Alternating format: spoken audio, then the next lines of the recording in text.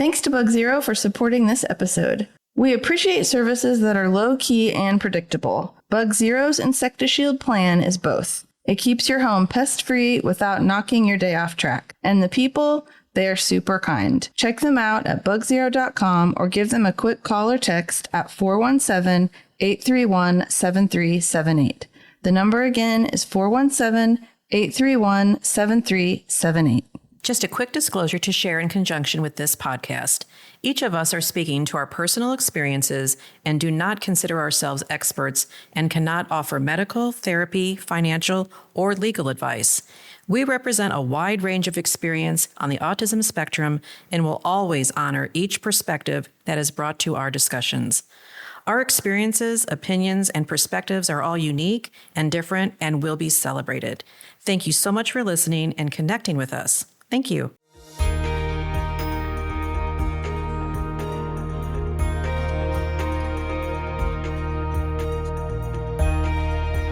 We are talking about our placement options for our residential placement and the different options that come with that. And we have our guests today, Kelley McGranahan and Kelley Sikes, and they are with ARC of the Ozarks here in Springfield, Missouri. So we're just going to start, Kelley, if you could tell us a little bit about yourself and what you do with the ARC, and then we'll switch it over to Kelley, and you can do the same. So we're glad you're here because this is a topic we all talk about at some point with every podcast. We always talk about who's where, what they're doing, what worked, what didn't work. And sometimes we just have question marks like, well, what's residential care all about? How do you get there? Who's its staff? Do they have a lot of turnover? Like, what do we do? So we're glad you're here. So this is a really important topic, I think, for all of us. So yeah, thank you. Thank you for inviting us. My name is Kelley McGranahan. I'm Vice President of Programs for the ARC of the Ozarks.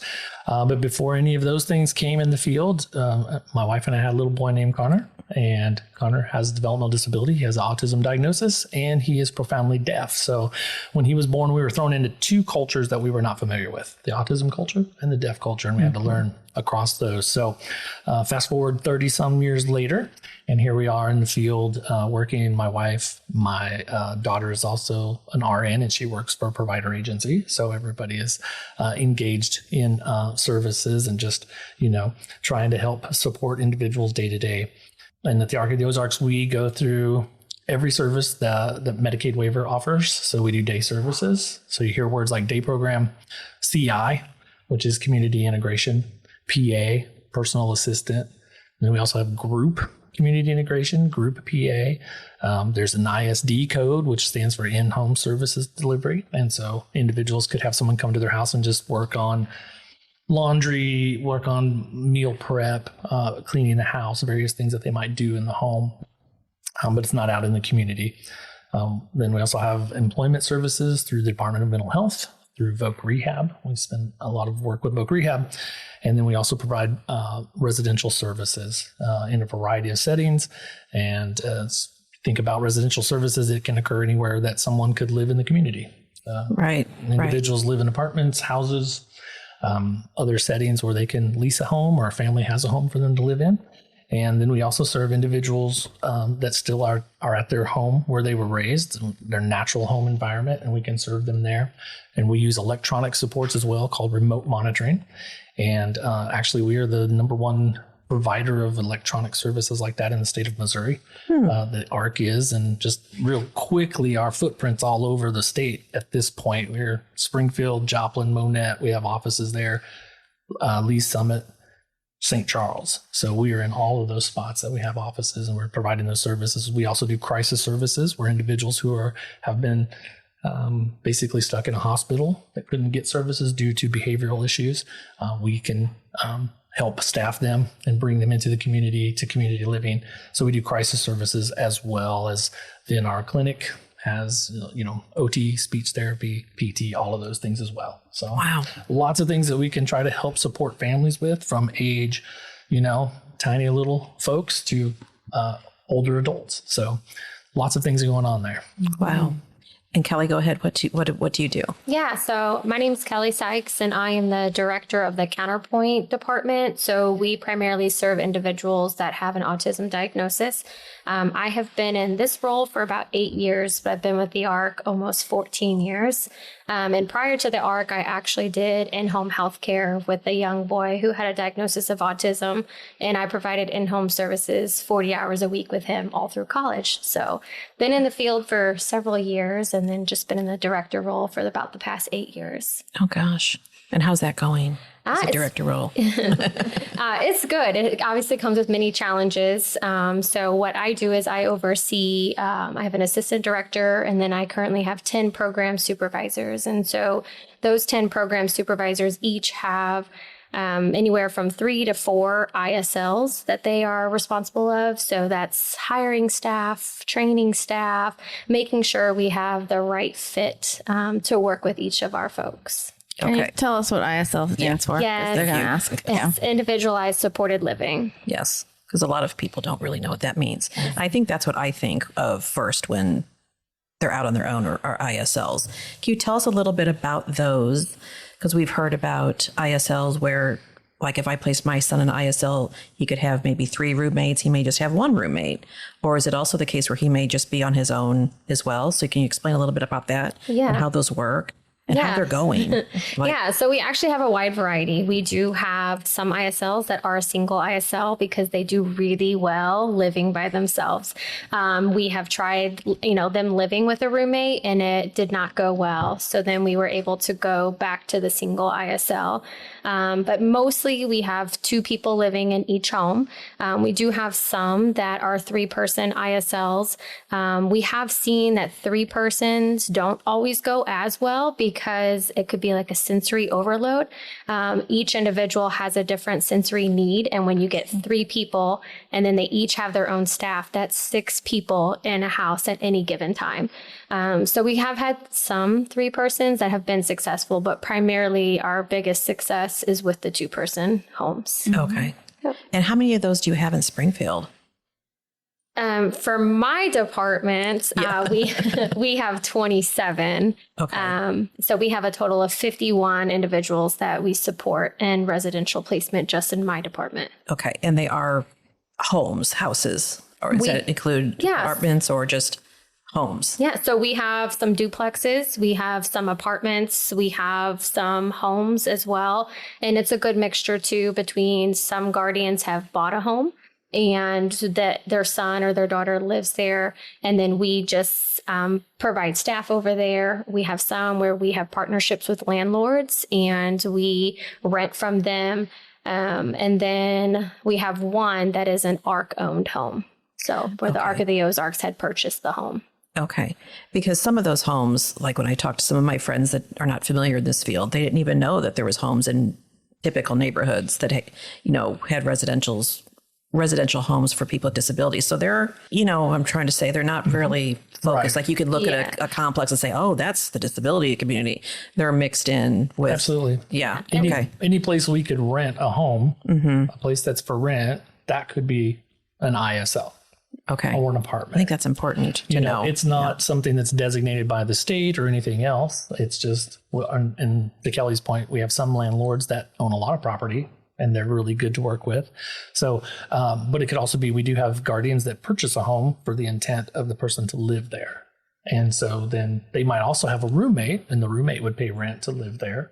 All of the processes that if you're moving out as an adult into a home takes place in the ISL. You're renting it, you're getting utilities set up, water, trash, all of those things are part of the home.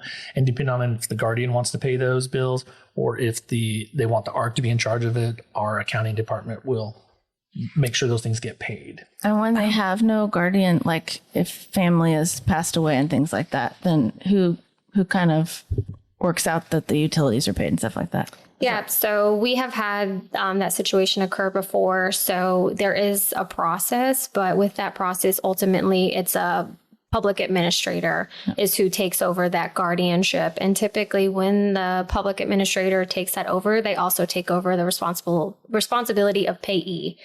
So then we would bill them, and then they would pay the bill. So we would pay the bills up front, and then we would send an invoice to that payee to, so to speak, reimburse. And is the payee with the state, or are they like enveloped in the ARC?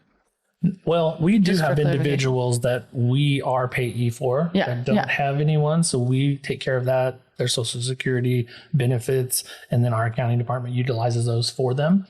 To Kelley's point, with the public administrator, they're getting those Social Security benefits or anything else. Gotcha. And so if it's, everything costs $1,000 a month, they're dispersing the ARC would funds, invoice them $1,000, they would pay. Yeah. But we can take on that piece of it, the administrative piece of it. So the public administrator or the guardian doesn't have to do that. Right.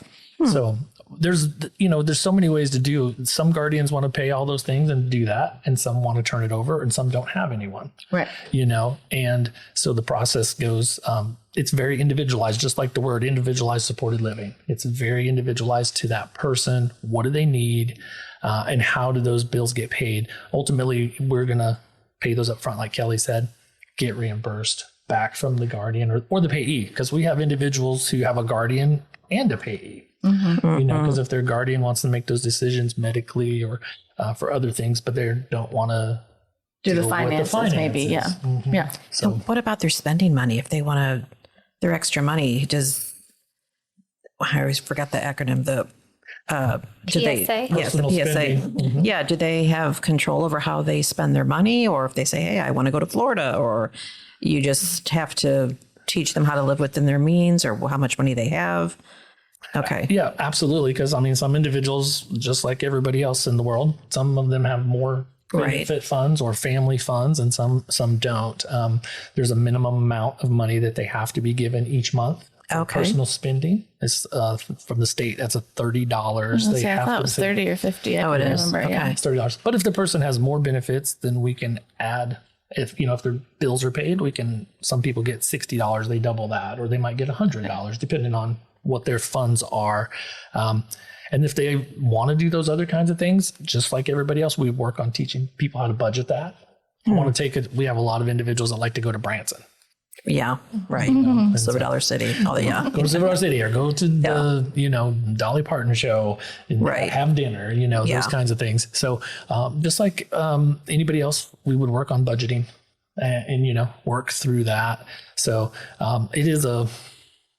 it's a quagmire. Yeah, sounds like it. We work with Medicaid, so we got the federal government, we got the county government, we got public administrators. There's every level that you could have government interaction is kind of involved there. So it's complicated, is what you're saying? Yes, it's complicated. It's very complicated. People, yes. And that's really, we'll kind of need to break that down, because, if someone, so we've kind of described what the ISL, the individual supported living, looks like.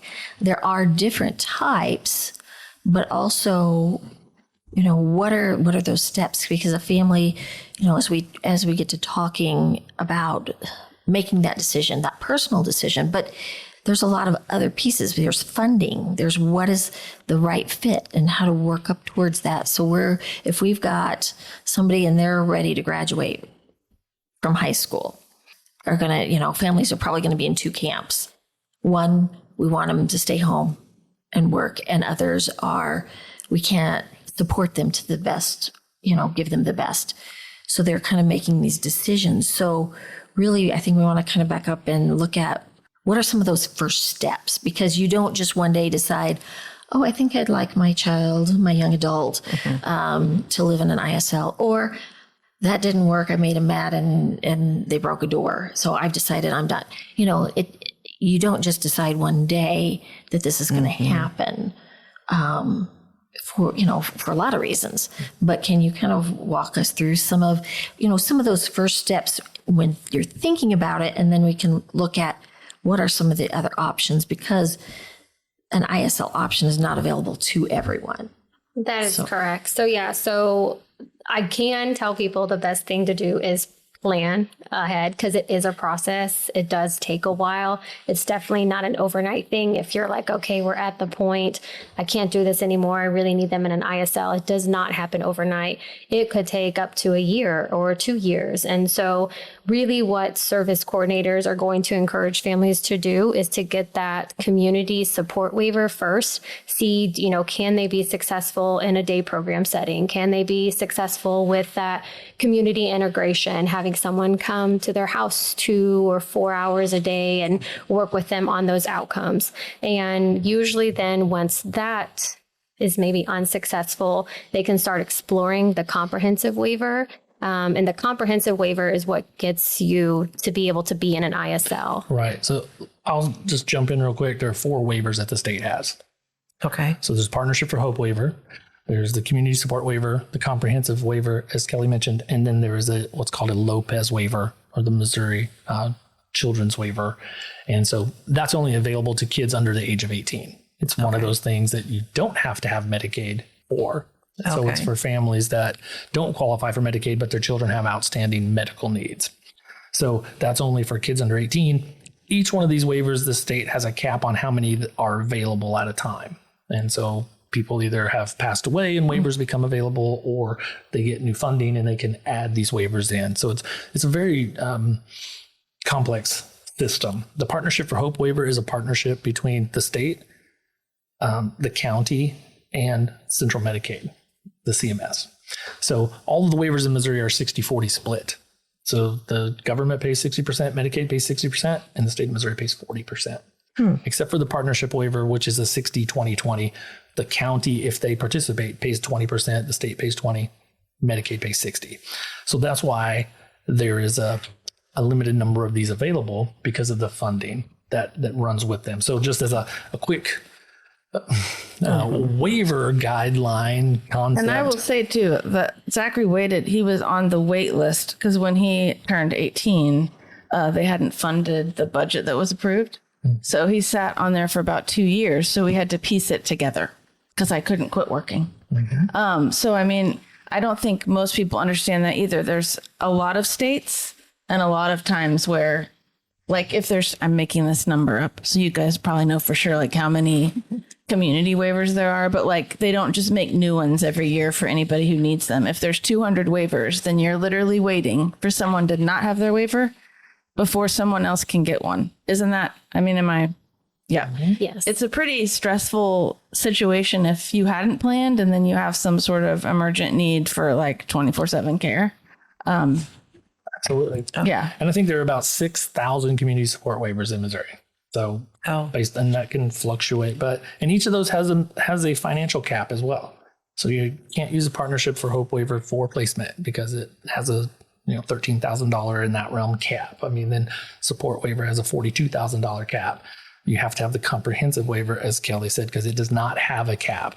And may I ask, just recently I was told by our coordinator, not that we need this for Zachary because he's got home services, but she was saying that there's not, like, you don't get comprehensive waivers anymore. Like, it almost has to be an emergent where a parent dies and someone has no place to go. Like, how often are people that are needing comprehensive getting them?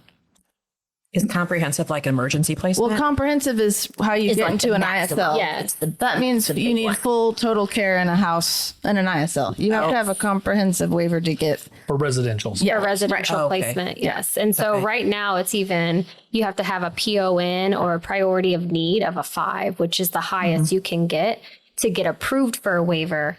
And then even once you get approved for a waiver, you go on the wait list until a slot comes available. So again, someone either has to lose their waiver or pass away to be able to get one. And, and that's so what why does the parent do in the meantime? Well, that's why the ARC's developing, things like these remote supports and the different types some of hybrid things. type options, right? And really looking at. And there are other options. And I mean, I want to go back to Kelley in a sec because she is really great and she's an expert at helping move people from that space to ISLs. But just for context, there are other, as you've noted, there's the individualized supported living. Some parts of the state still utilize group homes. The ARC, I think we only have one contract anymore for a group home in everything we do. So what's the definition of a group home? Yes. So that's a congregate home, that traditional thought where there are 6 to 8 people living in that house. An ISL cannot have more than 4 people live there. Okay. So even no matter how big the home is, only 4 people could live there. So the ARC, we've actually, across Monette, some other parts of our agency, we have cut down.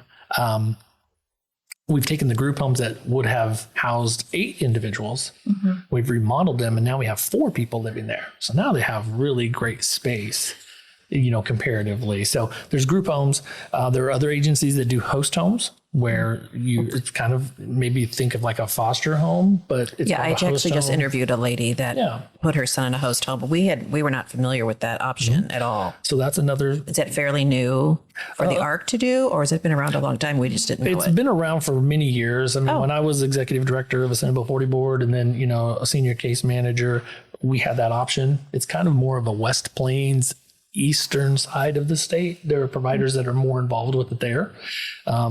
So you could do host homes, shared living, sometimes they're called. And then also we have individuals who can live on their own but need that remote support. So we have individuals that maybe get a couple hours a day of ISL support, but then overnight they have remote supports that they can go live and talk to a staff person who's housed in one of our offices, and they are available to them. Just they touch a screen and it comes up and our staff is there. So we have that option as well. So there's so many ways, as you said, to piece it together. You know what I mean? As you need. Yeah. And even the ISLs, some ISLs are 24-hour staffed. Some are 10 hours a day. So it's based on what the individual needs. But if you guys are thinking about someone, who's becoming a young adult and needing to make that step, Kelley does this a lot with what you're talking about with, hey, I had this support and maybe I had something and we know we need more. So I'd like to share that. So I like to quote unquote fight alongside with the family. So when there is a need, I will really advocate for that person. So we just recently did it too, to where a young man had graduated school, kind of got graduated 2 weeks earlier in December than what they were thinking. And then it's just like, okay, now he's home 24/7. What are you going to do? And it was a new process for the family. They didn't really know what their options were at the time. So that's why I really encourage people to work really closely with your support coordinator, because they should be right there alongside you, advocating as well, to make sure you guys are trying out which supports are an option and might be a best fit for you. But once we get reached out to by a service coordinator, we will review the individualized support plan. The ISP is what you may hear it called. So we will review that. We'll identify what questions we may have. We set up a meeting with the family, with the support coordinator. And then if the individual, being served wants to come, we would love for them to come. We've had it to where the family comes first and then later they'll bring their son or their daughter. But we always want to go meet them in their natural setting. Because obviously if you have them come to the office, it's an unfamiliar area. They could be very uncomfortable. So we like to go either meet them if it's the library they like, or if it's their own home they like. We go meet them wherever they are. Just try to observe, ask questions, not make it an interview at first, just to be like, hi, I'm here, to try to get them familiar with us. And then the whole process that we do from there is we then identify, what do they want in a roommate? Is a roommate something they're looking for? Do we currently have anybody that could potentially be a good roommate for them? Maybe we have someone that's been living with someone else and it's not going so well and we need to try something different.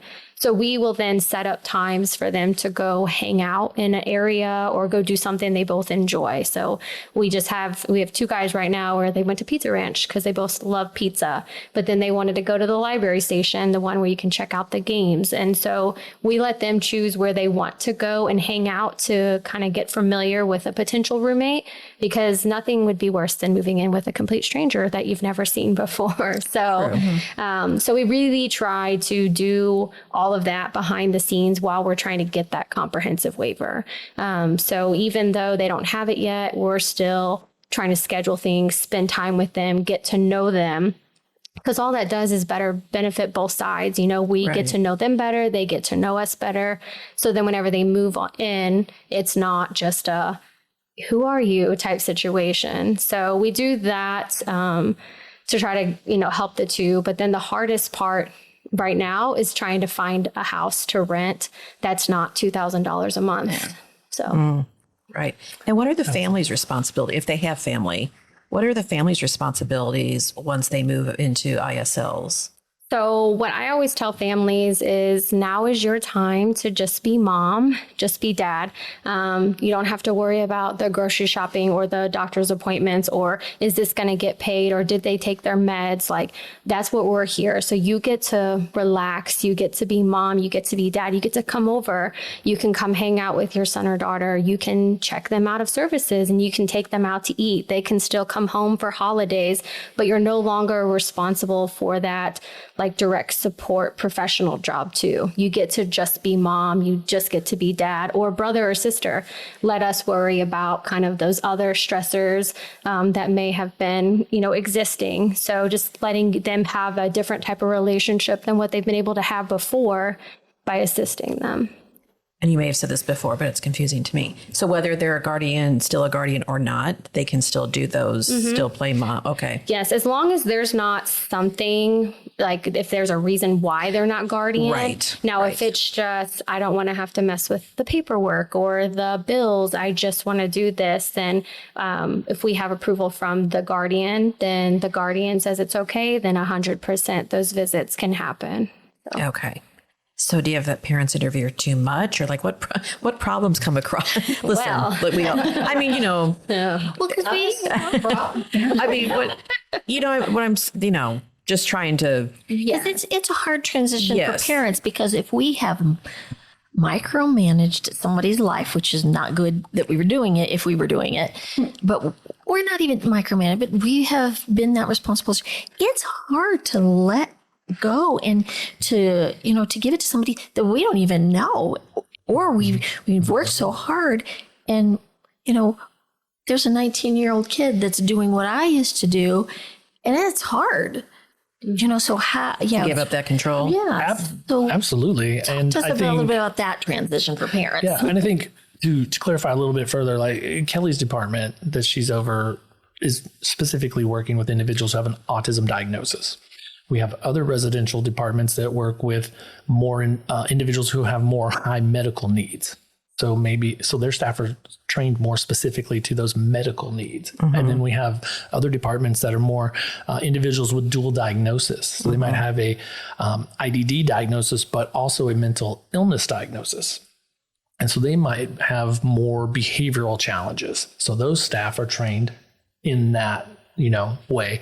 And just as we talk about individualized supported living, every person has an individualized situation. Some of them, Kelley's department tends to have guardians that are more involved because they have raised their children. They have gone through this autism process. And so they are more engaged. Some of our other guardians, they haven't seen their child in years, and there's a public administrator involved. Right. And so it all just depends on what that person's situation is. So if the guardian or the mom, dad, they want to be involved and there's not a reason they can't be, as Kelley said, we try to accommodate and work through that. Or brothers and sisters, siblings, because, some of our individuals, their brother is their guardian, based on age or just their life circumstances. So it's so unique and there's so many nuances to it, but I'll let Kelley kind of talk about that because she does deal with a lot of parents who are, very particular because they have raised their children and they want things to be, Yeah. Yeah. Yes. Which is understandable. Yeah. So we navigate that very carefully. One of the things we do is we don't ever cut them out. So we invite them if we're doing like a chili cook-off or we're doing a barbecue, or we do fire pit Fridays where they call it a guys' night. And we'll invite the dads or brothers to go to the fire pit Fridays also, so they can still be a part, still be involved with their son or their daughter. We take photos and send them to the guardian if they ask for them. We do have several guardians that they want a weekly update. So every Wednesday or every Thursday or every Friday, we send here is what they've done this week. Here's where they've gone. Here is what money they have spent. Here is, if they had a behavior, here's how many, incidents may have happened with behaviors. Here are something new we tried this week, and here's how it is. And here's the pictures, of us doing these things. We have some guardians where they're like, hey, I really want to meet you guys at Red Robin's tonight. Can I meet you guys at Red Robin's? And so the mom will drive up from Lebanon and meet at Red Robin's. So it's definitely unique and individualized for each person, because not every mom or dad guardian is the same. And so we definitely, whenever we are getting someone into placement, we want to know, what do they want from us? But then also, what do we need from them? And so the big thing with that is we let them know kind of, here are some of the responsibilities we're going to help take off, your plate. But then here is what we do need from you. And how can we meet in the middle on the areas that maybe they're like, well, I want to do the grocery shopping. Okay, well, can maybe you provide us with a list of foods that they really enjoy? What are some of your favorite recipes that you've cooked him that he likes? So where we can make it. We've had moms come in and show staff how to cook her favorite recipe that her son likes. So we just really work with the families where they're at. And I think that's one of the things that's unique about my department is we do have a lot of family involvement. Yeah. So is the staff trained in autism? Like, what is the training they have to go through? Because that's important. Yeah. Right? Yeah. So we do autism and communication training, and then we have extra trainings that we can assign as well. So if we have a home where someone utilizes sign language, we do sign language training with them. We have some homes to where maybe they're nonverbal, but they don't use ASL to communicate. They use their own sign language. And so we have learned their communication style, and we can create trainings on their communication style to help train staff on what does, mean, or what does, when they say E, it actually means A, and like train them on, we train staff on that as well. So, yeah. And all of our staff, based on our contract with DMH, all of our staff, when they come in, they do a 2-week training. Which DMH is Department of Mental Health. Yes. Mm-hmm. And so they're going to come in and do 2 weeks of training, and that's going to be orientation to the ARC. It's going to be medication training. It's going to be all the other paraclete training, things that we use. That's part of our contract that we have to do with the state. Right. And then things we have added, Kelley's talking about, like for her department, you might have autism specific training, plus you might have this. If you were in another department, you might have more training on how to assist someone to go to the bathroom, or how to use a Hoyer lift because they have to use medical equipment to move. So the staff are constantly, but they're going to spend 2 weeks in training, and then they're going to do shadow shifts, and they're going to work in different homes, and they're going to see how that works. So we have to fulfill a certain level and hours of training for them before they can start working based on our contract with the state. So everybody's going to go through that, and then they can get these more specific, and you're going to, also get to know that particular home. Because even with someone who uses sign language, this home might mean this if they're using home signs. Right. So this is home sign, this is home sign here. So there's a lot of training that goes into it. And then that training continues. It's annual. They have, we have a training department. That's all they do is track those folks, make sure they're in training. Good. And all the things that have to go through that. So it's a constant learning for the staff. Plus you just learn on the job. Well, absolutely. By experience. So that helps. Right. Yeah, and you know that this means this with this person. So, when families are making this decision and they become afraid, they think, something could happen, or maybe they won't be heard. Can you talk a little bit about the oversight that happens so that, a parent may be picturing, well, they're not listening and he's just sitting in a corner and nothing's ever going to happen. We come up with these, things in our own mind. We just, dwell on the what ifs and what could happen. So what can we tell families that will give them the confidence that, because, working in the field a little bit myself here, once I went in and I saw, because I used to be terrified of that thought of my sons maybe one day. But then as soon as I went in and I actually saw and started to learn, I was like, oh, wow. And one of the first things I always tell families is, and they get to have barbecues. That was just something that, I didn't think about. But I'm specifically talking about neglect or abuse or something so that families know it's okay. There's some oversight there. Right. And we call this individualized supported living, but it's not isolated, because you're going to have a program supervisor that's got a team of staff. All those staff are also mandated reporters. If they see something happen, they would need to report their other staff members.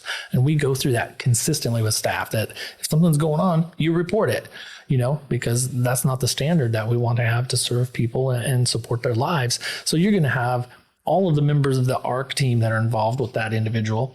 You're going to have a support coordinator. So everybody in placement has to be visited at least monthly by a support coordinator. So there's going to be an outside entity coming in, and they do a full check of the home. They check the house. They check temperatures. They check food. They check all those things in the house. And if there's an issue that they feel is a problem, they'll make a report to the state, and then ARC has to remediate that. So there's that level from the support coordinator. If you've got a public administrator, if you have a guardian that's going to be in the house walking through things, there's going to be, we have a quality management team at the ARC, and most agencies do, that's outside of Kelley's department, but they push in and just do their own internal checks and look at things. We have our own maintenance team. So if something goes down, Kelley can put in an order and say, hey, we need to get this door fixed at the home, Wow. So we have our own maintenance team. We have our own property management company within the ARC. And most agencies have those pieces of some type of maintenance. They've got quality management. So there are a lot of people on a monthly basis that are going to be in that person's home. And a lot of those individuals might also leave Counterpoint services, and they're going to go to day program during the day. They're going to be in a whole other set of staff that they can talk to about situations if there's a problem. They're going to have a whole other set of people. And at the ARC, we also serve some people that maybe they're in residential care with another agency, and then they come to our agency for day program or other services. That was my next question. So they have two entities that are working with them. Oh, so that can happen. That can happen. And that's okay. So if the autistic individual is capable, do they call their service coordinator and say, hey, I'm sure this has happened, I don't like my staff, or, they're not. They burnt my dinner. They burnt my dinner. Yeah, either silly questions or very legitimit. Yes, every day. Yes. That occurs on a regular basis. And if they don't like something Kelley does, just, because Kelley is one of my team members, so I'm her boss. So if somebody on her team doesn't like something and they figure that out, then I'll get a phone call too. I got a call from one of our individuals we serve in Kansas City. For several years, I ran the Kansas City division of the ARC, and I'm out of that now because of other responsibilities. But one of the individuals there, she called me from the workshop she was working, and she didn't like something staff did. So she just reached out and she just called me. I called her back and she told me what the situation was. And I agreed with her. It wasn't anything egregious or abusive, but it was just not respectful. Staff had done something in the home and moved something, and they had not asked her about it. Oh, right. And I said, I agree with you. The staff should have said, hey, can I do that? Yeah. And, and she's like, well, I need an apology. Yeah.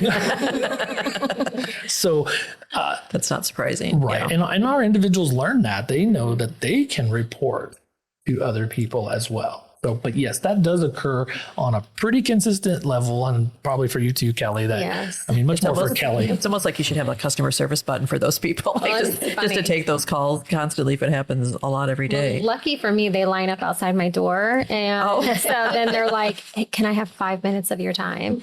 And then I'm like, "Yes." Is this staff fine. Or the individual? This is the individual. Okay. They'll come up to my office, and then they'll be like, "Well, I'm in line after him," and I'm like, "Okay, close the door. What's going on?" And I will set a timer because some will chase, rapids, but usually it's just, something like what Clay said, they moved this, or, they fixed pizza and they put pepperoni on it and I didn't want pepperoni today. And I'm like, okay, well, do you create your own menu? How can you create your own menu? And then I kind of put the ball back in their court on how they can then advocate for themselves on what they want to eat. Do you create your own grocery list? Do you do the grocery shopping with your staff? Do you help your staff cook? Like problem solving. Yes, absolutely. So. Yeah. And we have, during that orientation of training, we have individuals that we support in services who are also part of our training staff. So we have individuals who have lived experience with a developmental disability, and they are part of training those brand new staff that come into our office. And they can say, this is how I like to be treated. This is how I would like for you to operate in my house. And we constantly remind staff, that is the person's home. It's not a treatment facility. It's not all these other things. It's their house. It's where they live. Have respect for them, have respect for their home, for their items. So there's a constant, they need probably reminders of learning. You know what I mean? And continue to say that. So, but to Kelley's point, we have lots of people who are wonderful self-advocates, as well. We've even had some of our individuals assist with the interview process to where they will help interview potential staff, or if there is like a shift supervisor, which is kind of that shift lead in the home. We've had them sit on interviews with that, to where one of them even offered the applicant the job, said, I want you to be a shift soup in my house. Come on over. So we try to include them as much as possible, because again, it is their house, it is their life, and we want them to choose who's there. We want it to be a good fit. We want them to feel happy, healthy, and safe. That's what I always tell everybody. So happy, healthy, and safe. Those are my main goals. So. Yeah. I mean, I think as a parent, that's what I think too. Like, what's going on there? And the roommate, will they be happy, healthy, safe? Are they going to take care of them as good as I am, that we do? But well, what I tell parents too is, we will never be you. I will never be their mom. I will never be their dad. But we can do the best that we possibly can by having this relationship here. You tell me your experiences on what has worked, what hasn't worked. And then I also tell parents, don't get discouraged if we try something that you have tried multiple times and it didn't work. Sometimes it's just who the person is that's delivering it could, determine a different outcome. Right. But that's why I really do like working with all of our guardians, because all it does is make us better, because they've been there, they've done that, they've experienced it, they know what works, what doesn't work, and then we can learn from them and build off of that. Oh, wow. That's great. And it is important. I mean, Kelley's got to have all this professional medical training, all of these things. But really, to your point, you just mentioned customer service. And we actually use those words because people are entrusting their lives to us. Right. And, and that does, sometimes we don't all agree. And there's a team that's a part of that and that has to help make those decisions. But for whatever reason, an individual's with us.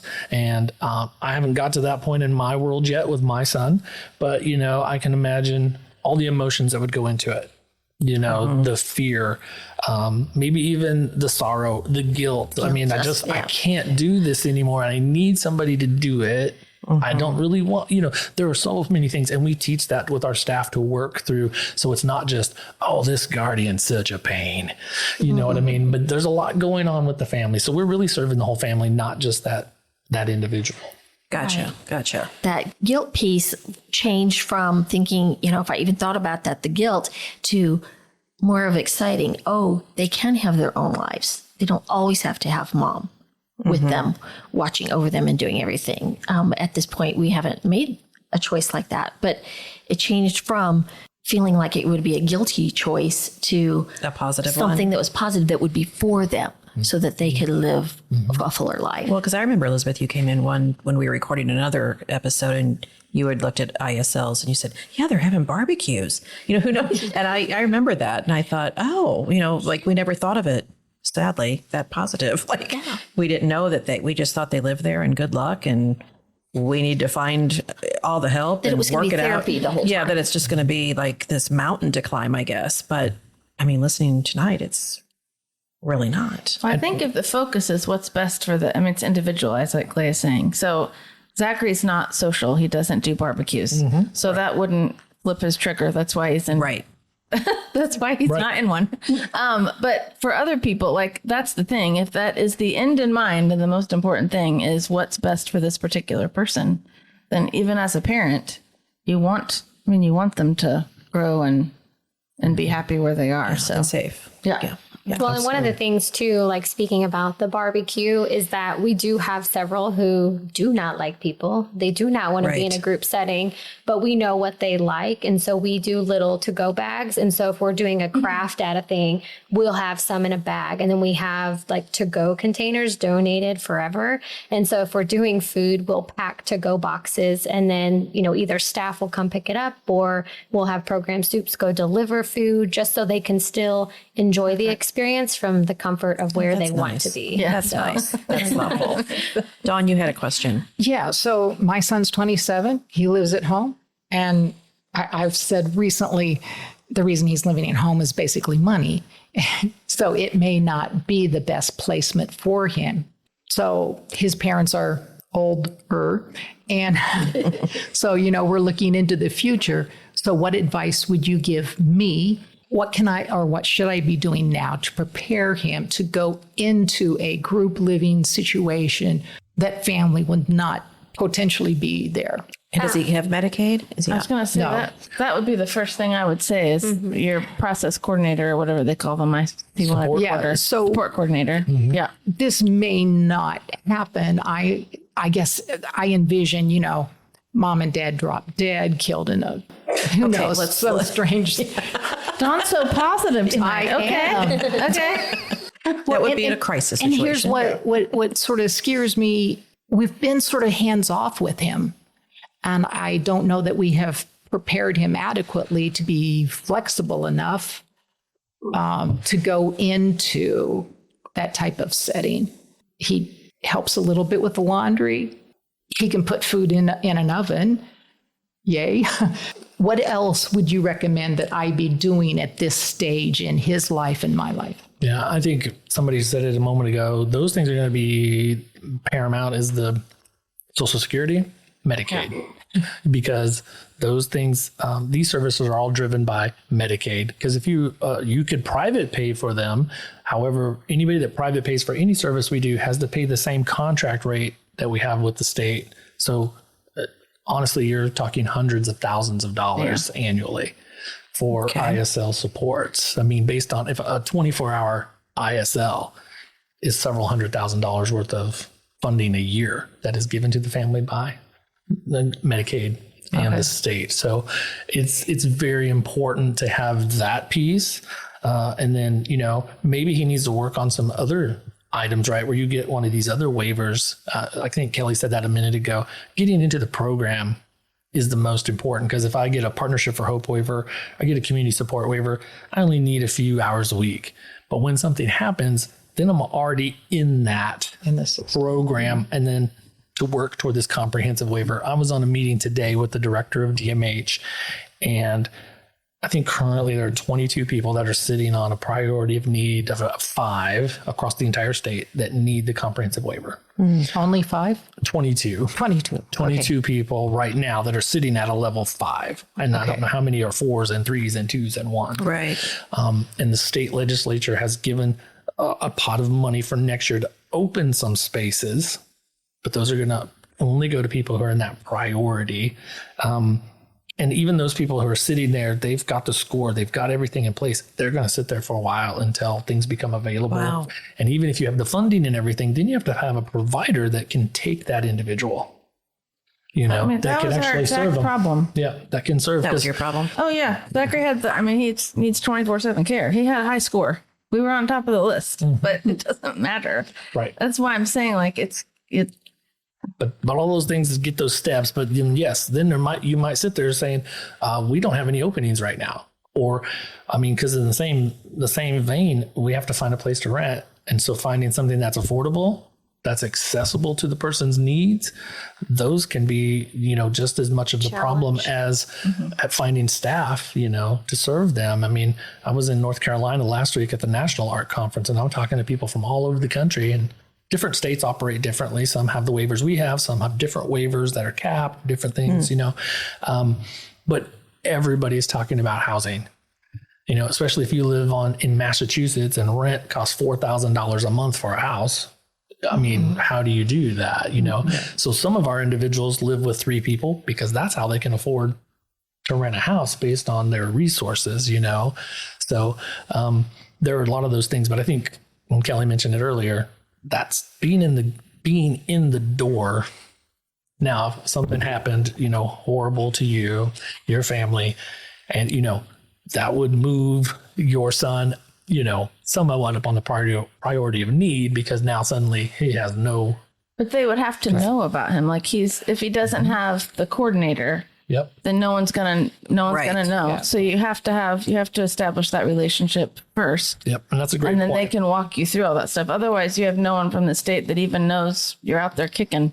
Right. And that's a great point, because you have to go through the state for eligibility to be in the program. So you would need to go to the Springfield regional office. If you've heard those terms, the regional office, they determine eligibility. They take medical collateral. They come back and say, you hit these areas. They do a score called a MOS, and they do these different things. And then they would say, yes, you're eligible. Well, that just starts it. And then you get a support coordinator based on what county you live in and who does that. And then for our listeners that might not be in this state. So for Missouri, it's the Department of Mental Health. But in another state, it might be the Department of Health and Senior Services. So you just Google services for people with intellectual and developmental disabilities, and and then you look for the, caseworker, support worker, support coordinator, those terms. But there will be that portal in your state. Every state, as Kelley was saying, has one, but they might not be the Department of Mental Health in your state. So just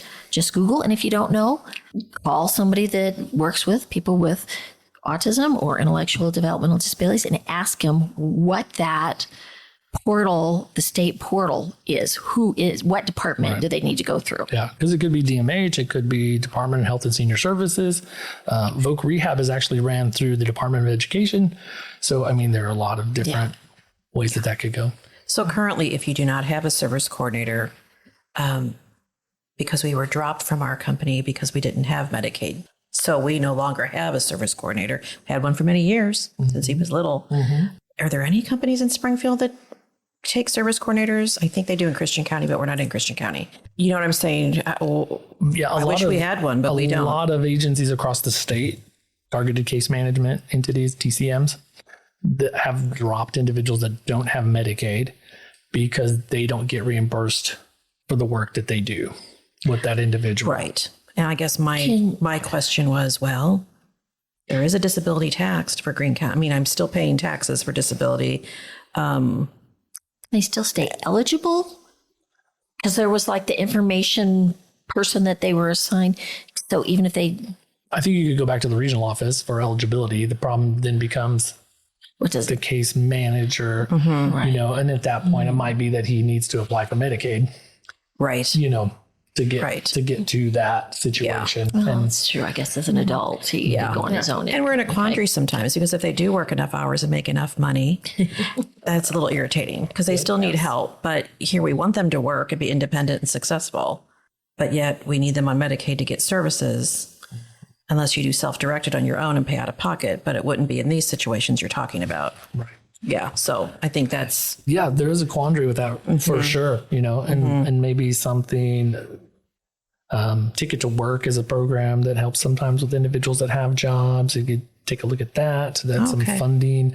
Various states do that. Missouri kind of goes back and forth with that. We do have a Ticket to Work, but it's really one of those... I never heard of that.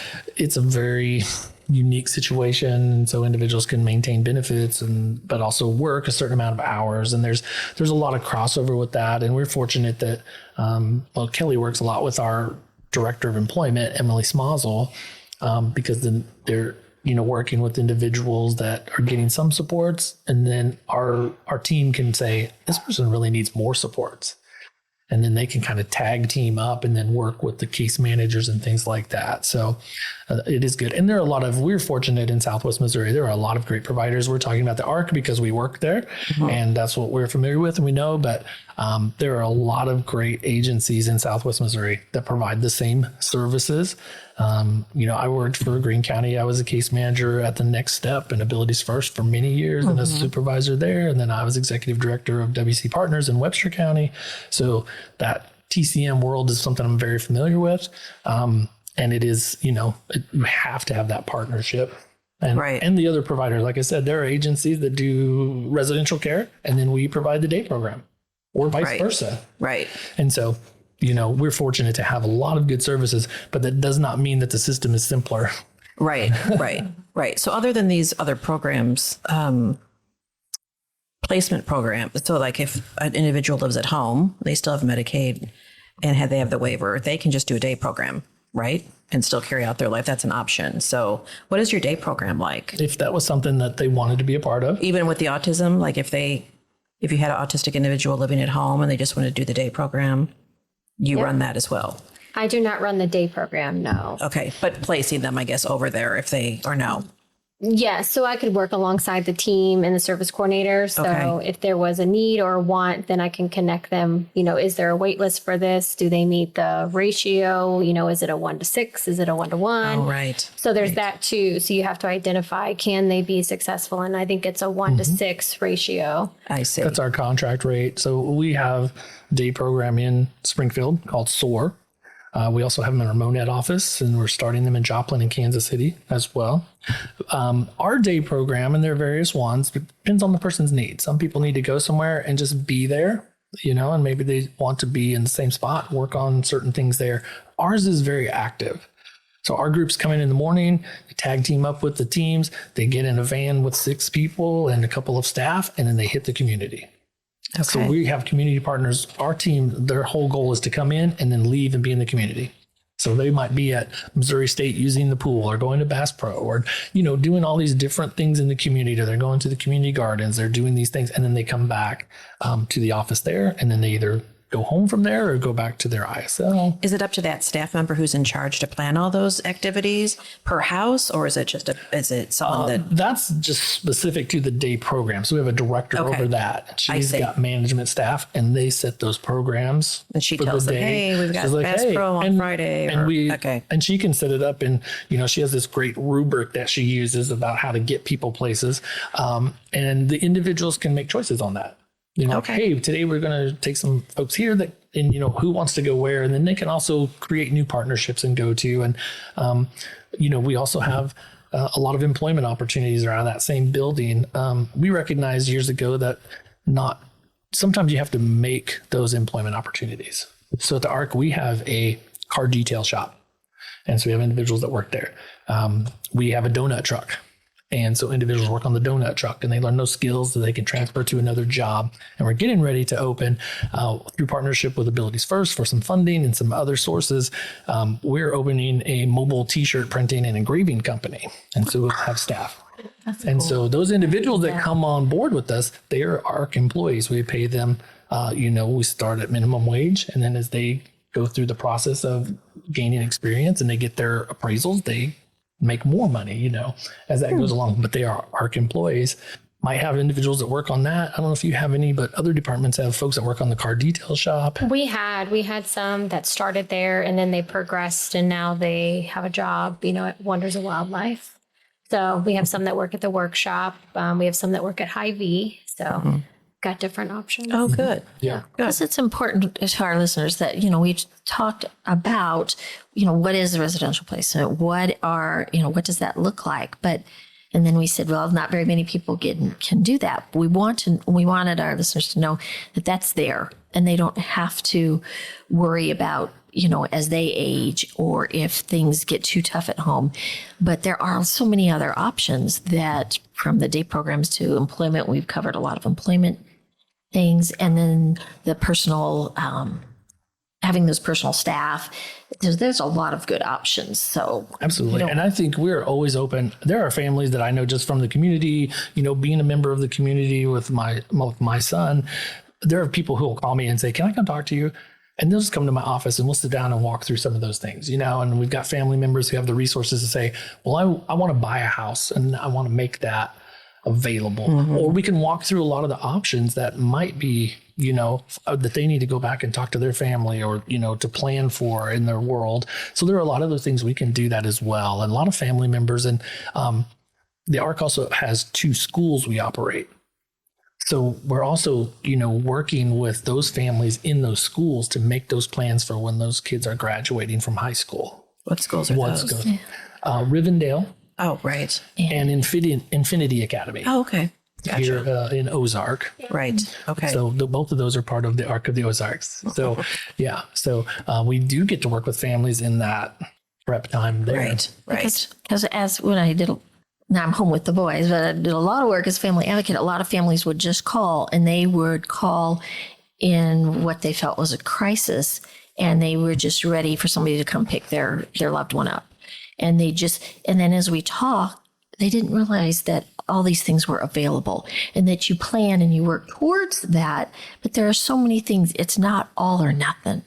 And it's so important that we want our families, that people that are listening to start making those calls, start asking those questions, because it is not just one thing. There's not one path. There's a lot of wonderful, with the remote supports that are coming up, that are just opening up some huge doors. So, and I would mention too, Christian County is a partner of ours, CC Links, and we also operate Crowhaven Apartments in Nixa, which is a HUD housing. So individuals get their own apartment through HUD, but then we have a staff person on site. Yes, I toured that years ago. Some of us did years and years ago. They're very independent, the individuals who live there, but then they have supports. And then they can also, to your point, Elizabeth, they can wrap around. Like they could live at Crowhaven and have community integration staff that come there, pick them up, go out and do stuff. So it's not an all or nothing or one size fits all. Whatever you can kind of, put together. Yeah. And then I was going to say too, I've had many families reach out to me to where they are nowhere near ready for ISL placement, but they just want to see what an ISL looks like. And I have taken families on tours just to show them, because they're just like, what does it look like? How is it set up? Is it, does it look like a business? And so I've taken many families on tours. We just even had 2 more on Tuesday that just came and did a tour of an ISL just to see what it looks like, talk with a program supervisor, and got to talk with staff. And then on Tuesday, one of our individuals actually gave them the tour of the house. So so that's been an option too. Yeah. That's good. Yeah. That's good to know. Dawn, did you have a question? Yeah. Okay. The autism rate, the CDC tells us, is 1 in 31. So from your professional opinion, do you think there are enough resources to meet the need? And if the answer is no, what would you recommend for parents to do to advocate or to get some more money maybe into the system? Why don't you just say from and then I'll give a state perspective, I think, local. And if I can augment that. So you said there's 27, you oversee 27 homes, 51 individuals. 51 individuals. Yes. So what do you think of Dawn's question there, Kelley? It's a tough one. I would say I don't think there's enough resources. I feel like it's one of those things that people are just now starting to hear about it, learn about it. And so I feel like it's kind of more at the beginning stages where several of us, you guys have been living, in the autism world for several years, and, me working in it for several years. I do feel like there needs to be more resources, more awareness, because if we can get a head start at a younger age and do intervention at a younger age, it does allow for possibly more possibilities in the future. So if you can get them established, get a support coordinator, learn about all these resources at a younger age, families can get that support sooner instead of when they feel like they're at the end and they don't know what else to do. Yeah, that's a great point. That's Absolutely. Well put. Absolutely. And I would just add to that no, there's not enough resources, right? And so there's not currently. So there won't be maybe in the future, and without advocacy. That's why we started the autism clinic. There was not an autism clinic in Southwest Missouri. So the money was sitting out there, but nobody was willing to take it on until the ARC said, okay, there's a $5 million grant, but we have to put $5 million with it. Right. So we did. And we're set this year to do 500 evaluations that we will, do. So the quicker we can get someone with that evaluation and get them into services. And now we have the OT, the PT, the speech therapy. We've got our own psychiatrists, psychologists on staff that can do therapy. The more we can do in that realm while the child's at home and with the family and has all those natural supports, there are a lot of times you meet somebody and you think, if this person would have had something 10 years earlier, how would it be different for them at the moment? And when I was a support coordinator, I used to work with some folks, and I was like, man, if this guy's family would have invested in him, it'd be so much different for him right now, right? So it's family, it's the professionals, it's all those things. But then it comes down to funding too. I mean, federal funding, state funding. I mean, part of my job is to be in Jefferson City. We have a state legislator on staff at the ARC. Melanie Stinnett is our VP of Clinical Services. Yep. So we're consistently there, at the governor's office talking to them, and then, whatever's going to happen policy-wise. Are we going to stop paying state income tax in Missouri? Is that going to change? There's so many variables that affect everybody day to day. It affects the road, but it also affects people's lives. There's so many variables that go with that. So I don't think there's enough resources. We have to keep advocating and find those places. And then, continue to get that early intervention. Right. Yeah. Those are great tips. This is a good way to end our podcast with both those statements from Clay and Kelley.